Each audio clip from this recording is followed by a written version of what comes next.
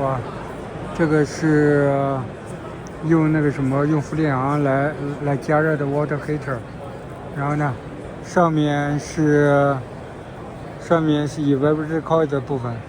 然后呢，下面看，下面这个里面装水，这个就是那个condenser， 就是它用那个就是这个 condenser 部分。然后你平常的空调的话，那个冰箱这边就 condenser 把热散到空气中了嘛。它现在的话让那个热来加热这个 water heater 的内胆，然后这就是用那个氟利昂。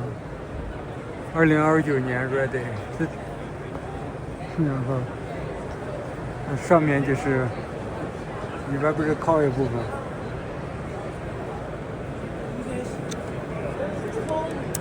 然后呢，这边就是这个盛机。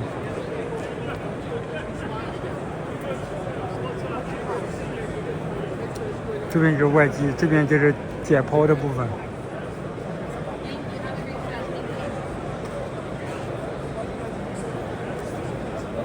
这是设计的另外一个机型，这是另外一个机型，后面是这个水泵，看，我给大家一个远景。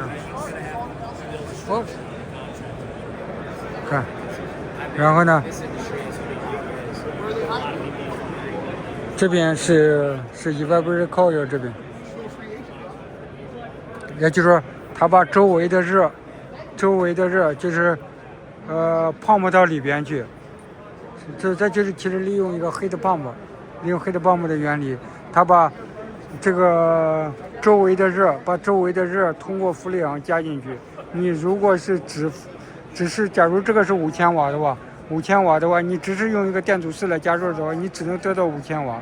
这个的话，你用这个氟利昂之后，它除了那个5000瓦之外，就是那个因为那个压缩机，你给5000瓦的那个压缩机，然后它产生的热，另外就是这个通过氟利昂把周围的热再加进去，实际上就这样来省电，这个是另外一个形式的，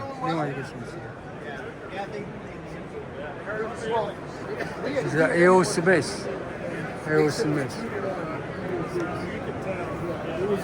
这是一个中国的，和刚才那个 AO Smith 的那个一样的。然后我让这个同志给介绍一下，好，你给介绍一下。这个机器的话，其实就是上部就是我们的热泵，然后下部是一个水箱，对，然后就是通过盘管去绕着那个水箱去加热水箱中的水。OK， 这是一个这样的加热方式。对于我们这种产品的话，现在就是有50加仑、50加仑的80加仑2个型号。OK， 然后也是已经有Energy Star 这些认证，就是在北美已经是能够去销售。哦 ，OK， 这一台价格大约是多少？小的话大概是在150刀，FOB 价格。哦 ，OK， 这50，那个是80加仑的。对。OK， 好的。然后呢，那个是一样的吗？那是另外的。那个的话就是另一个团队的。哦。对，因为我们是主要是负责这水汽的 OK， 挺好。好的，谢谢你啊。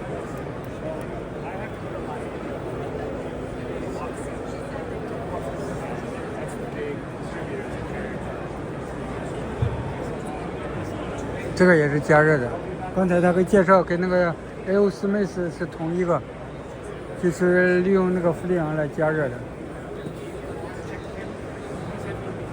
Family Series Air to Water Heat Pump， 做 heat pump。